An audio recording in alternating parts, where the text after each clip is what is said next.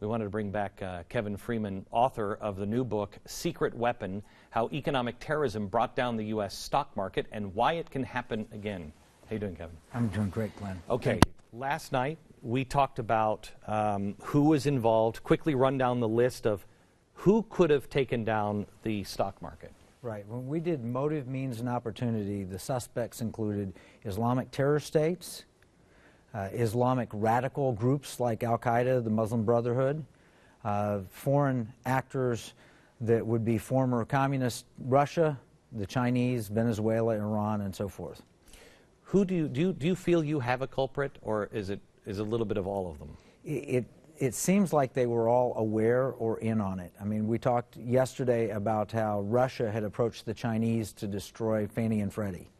And so they seemed like they were aware of what was taking place. And certainly Iran and Venezuela, Chavez and Ahmadinejad, were celebrating when the market went down. So it seemed, and bin Laden said repeatedly, attacking the U.S. economy is our most important target by all possible means. When I was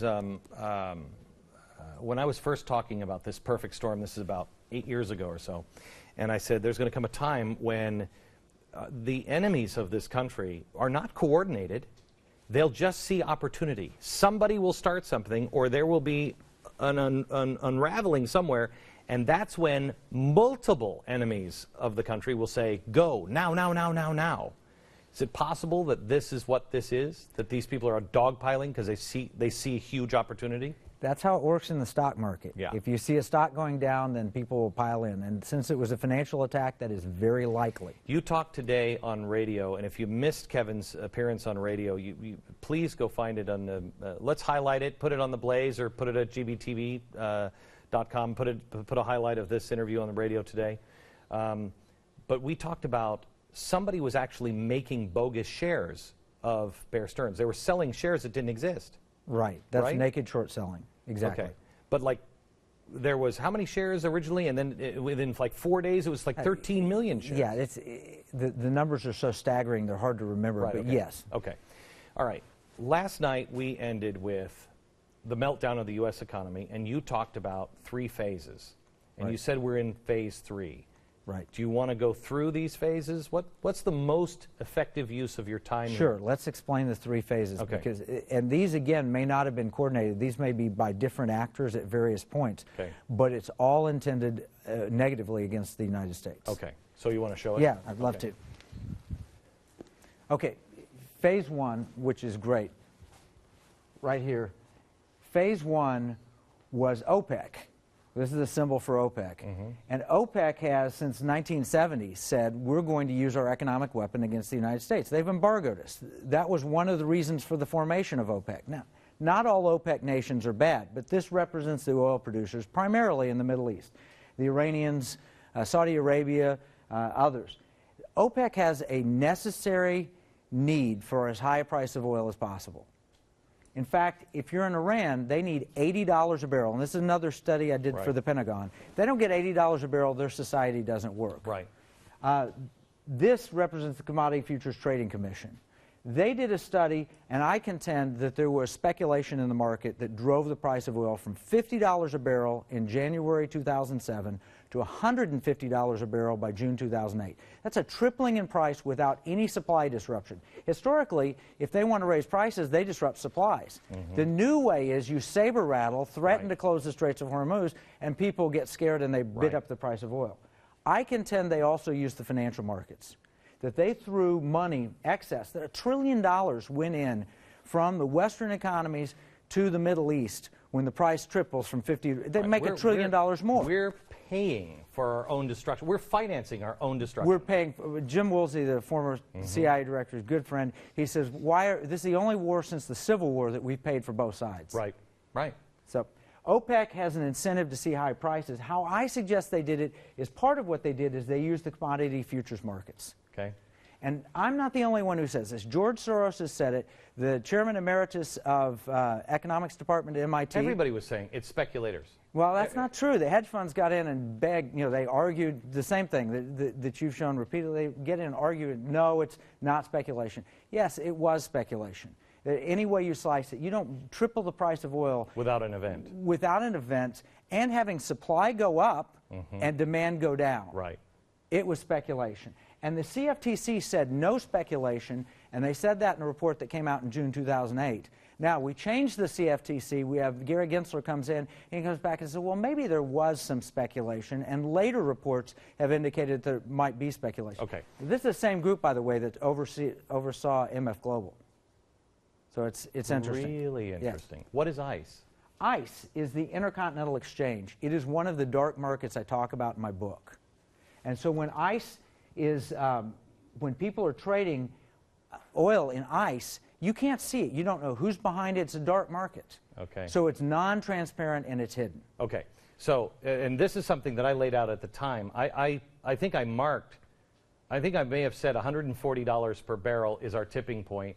When it was going up, I said, you hit a sustained 130, 140 per barrel, and you're going to see this economy come apart at the seams. And that's what happened. Phase one was get people to put all of their money into energy instead of being able to pay for their house. Then you start to deteriorate with Fannie and Freddie, and all the mortgages all go under, right? Right. That sets up phase two perfectly. Okay. How much time do we have here? Let's go to phase two. Okay. Go ahead. Phase two, and when I say that bear raids took place in the market, it's not just me who's saying it. George Soros said it. His op-ed in the Wall Street Journal. I've got his book over there, What Happened to the Crash of 2008. Oh, no. A bear raid is essentially a run on the bank. And what they did was they panicked people regarding Lehman Brothers, Right. Bear Stearns, and all of that. Fannie and Freddie, and we've got the Russian flag here, which is interesting. Fannie and Freddie were hurt because of phase one. Okay. People weren't able to pay their mortgages. Correct.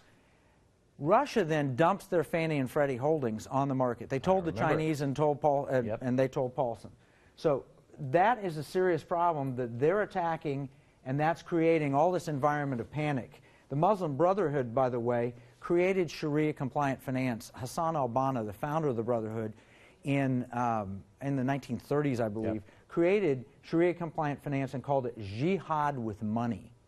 And what Sharia-compliant finance was able to do was, in October 2007, Wall Street Journal runs an article that says Islamic finance meets modern hedge funds. They were able to short sell using the techniques of George Soros because of this new ruling from the Sharia authorities. Which is not a coincidence. Is not at all a coincidence. Something we've never talked about this on the air, but America, I lived in New Canaan, Connecticut, and that's all Wall Street. 80% of that town, maybe 90% of the town is all Wall Street. And so I knew a lot of people on Wall Street when this thing happened, and I started looking into Sharia compliant trading and everything else. There's something very dark, very, very dark going on there, and it's all undercover. I mean, nobody is talking about it, nobody's investigating, nobody's even looking at it, and it's extraordinarily dangerous. Well, and some of the Sharia experts that are able to rule what's compliant, what's Right. non-compliant, Right. they're jihadists. Yep. Their statements are absolute. Yep. We want jihad with money. Yep. One of them called Yep. it. Okay. Quickly, let's run down the. Okay, well, I want to mention this is the PLA who wrote the book Unrestricted Warfare I showed you yesterday. Right. They said a stock market crash using his techniques is the way to bring down America, and these guys have learned from that. Got it. Okay, NASDAQ was hacked. I mean, it was flat out hacked. And I was talking to the FBI about this, and I said, this is a national security risk. And of course, the FBI, well, we can't confirm or deny is what they would tell me. But I noticed 2 months later, the NSA was in looking at that. And if the NSA is looking at it publicly, it was said, if they're looking at it, it's probably an act of terrorism that's taking place. And we know Lehman Brothers was a target. George Soros said that Lehman Brothers was the linchpin, that when they fell with Bear Stearns from naked short selling, that was what triggered the collapse. Barclays is interesting because Barclays was picked to buy Lehman. And there's a whole long story that I get into the details in the book. I don't think we have time to get into it now. But they did not buy Lehman. They bought the Lehman assets out of bankruptcy. By the way, Barclays helped create with the Sharia authorities the Arboon transaction that allowed short selling. And Holy then cow. this was a target. They come in and buy them. Barclays at the time was heavily owned by 2 sovereign wealth funds out of the Middle East. Holy cow. Then they bought Lehman Brothers, they bought them out of bankruptcy for a fraction, and then they sued later because they bought them so cheap that 2 months later, in December 2008, Barclays had to write up the assets. Everybody else was writing everything down. Barclays was writing assets up in December 2008. Okay. We have such a short period of time. Let's go to We know about AIG. Anything, just hit highlights here on anything that you feel is like at Barclays. AIG wrote the credit default swap insurance and almost went under, and if AIG had not paid out, Goldman Sachs would have gone under. Okay. So it almost destroyed Tiffany, all of it. push Adam back just a few minutes, just like 5 minutes. We have Adam Carolla coming on, and I've been waiting to talk to him for a long time, but I want you to get through phase 3. Okay. Phase 3 is, I believe... This is where we are now. This is where we are now. When this man was killed by SEAL Team 6, they found a document in his possession that was a strategy for destroying the economies of Europe. And it describes some of Phase 2, but Phase 3 wanting to ruin the sovereign credit of Greece, Italy, when just 2 years ago... Specifically those countries? No, I don't know. I haven't seen the document. Okay. It's all classified. I've right. only read the German press reports. But I know the Germans came out and banned naked short selling and naked credit default swaps. Because of that? I don't know, but Okay. the timeline fits. I also know that the Germans' spy agencies have reported financial terrorism activities. And it's not been picked up in the United States. It only makes sense. That's why they hit the World Trade Center. They were going after our symbol of power, our symbol of wealth, and they really thought that they could collapse the economy. Yes. Yeah. Yes. So the BRIC nations have seen the sovereign credit of the United States and seen the status of the dollar and the downgrade, and Brazil, Russia, India, and China have begun to trade in their own currency. If we lose the reserve status of the dollar, our interest rates will spike. It's game over. Game we over. We can do that over 10 years. Yeah. If we do it over 10 days, we're finished. Okay. So, Kevin, can I have you back? I know we have General, what's his name, coming in on Thursday? General Boykin. Yeah, General Boykin. He's Great going to guy. be on, great guy. He's coming in on Thursday. Will you come in with him? And Tiffany, can we see if we can schedule 45 minutes or an hour? Okay. And really go through, we know where we are now. Right. But now the war game of getting out of this and what should be done, what needs to be done, and what people can tell. Let's work specifically on what people need to tell their congressmen, their senators, to get them awake, or their own lives to get it in order to prepare, and also their friends. A simple way to explain all of this. Can you help me on that on I'll do my best. Thursday? Absolutely. All right, so he'll be back Thursday, and we'll take it with another really credible, decent, honorable man, General Boykin. He'll be here Thursday. We have premiere night tomorrow, but Thursday we'll make that happen. Thank you very much. Again, the name of the book is Secret Weapon.